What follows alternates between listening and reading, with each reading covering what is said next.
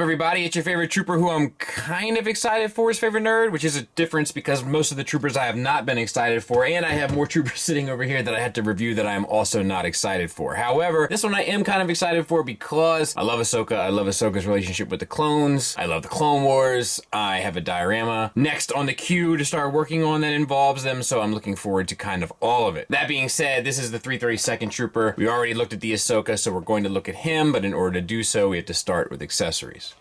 So he comes with his blaster, kind of standard fare here. I will say that I think they painted this little part on the grip. Either that or it's just a different texture of black because it's picking up the light different.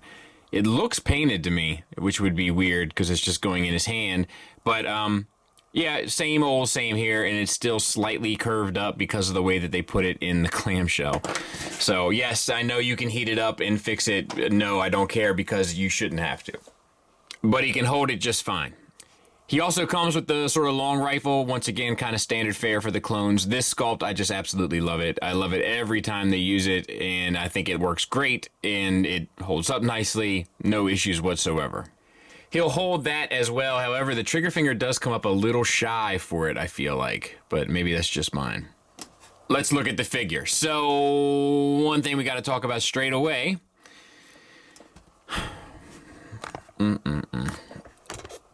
My head is warped. Do you see?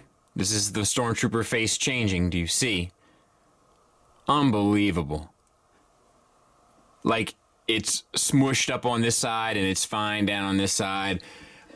I looked to see if it was a big problem because I brought a second one and his is fine, but the visor isn't painted right. So, I mean, it's painted right, color-wise. It just doesn't, like, they didn't fill the black in on the visor all the way.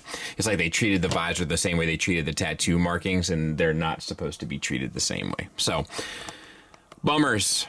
The Ahsoka markings look good, and they look like hand-painted on, so that's cool. The blue, silver, gray bits all over the visor, or the helmet look good. The black isn't a very deep black for the visor. I don't care for that.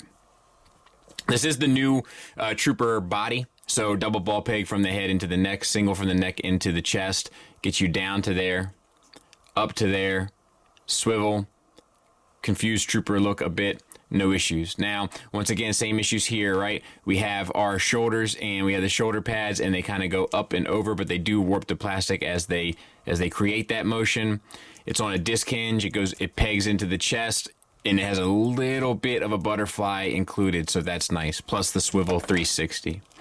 You have a bicep swivel where the elbow hinge is. The elbow hinge is a single hinge. You have the floating sort of elbow piece that does get jammed up as you use it, so be careful about that. The blue is also painted on nicely and has like a natural weathering to it, so that's good. The black is painted on the forearm here, as is the blue, and they're both done to acceptable levels. The blue is a bit off, like it's all over this part and doesn't come down to the bottom, which normally wouldn't be bothersome, but it's because, like, if he was hand painting this himself, even, like, he wouldn't go over this, like, little deep, these, like, little buttons and stuff here. So, a little bit of an issue there. Wrist swivel, hinge up, down. Everything else is kind of fine. Same for the other side. We have a single ball peg from the chest into the abdomen. Works fairly well. You get down to there, up to there, little teapot, and a swivel, so no issues. The belt is a separate piece of plastic that goes over an indented piece and keeps the sculpt pretty much intact, so no issues there. All the sculpt work, both in the belt and the armor, specifically in the back of the chest, is really nicely done. All right, we'll back out just a taste and look at the lower body. So we have T-jointed ball joints for hips. With the armor, you can kind of manipulate it and get out to there, which I think is fine. Forward and back to there, which I think is fine. And a thigh swivel where the hip joint goes into the thigh. Then we have the blue paint down the side of the leg, and it looks like it's like weathered and such. It looks good to me. Same with it on the chest that we really didn't talk about. That looks nice as well. Double jointed, no, I'm sorry. Single jointed knee on the single hinge, the new knees, but the new knee pads. Look, I haven't decided how I feel about these yet. Sometimes they work better than others. This one isn't the worst. However, this is the perfect place where a knee pad could have come down and kept a good looking sculpt for the leg. So what do you want? Sometimes it's going to work, sometimes it's not. Nice blue paint on it, though, naturally weathered. And then we have an ankle tilt up, an ankle tilt down on a disc hinge, and then where it plugs into the foot, you get an ankle rocker. So all of the nuts and bolts work well, as it did with the previous Trooper that we looked at. The warping in the plastic here is unforgivable. And then the other one has paint issues. So the people have been talking, there's like a built-in kind of rough head sculpt.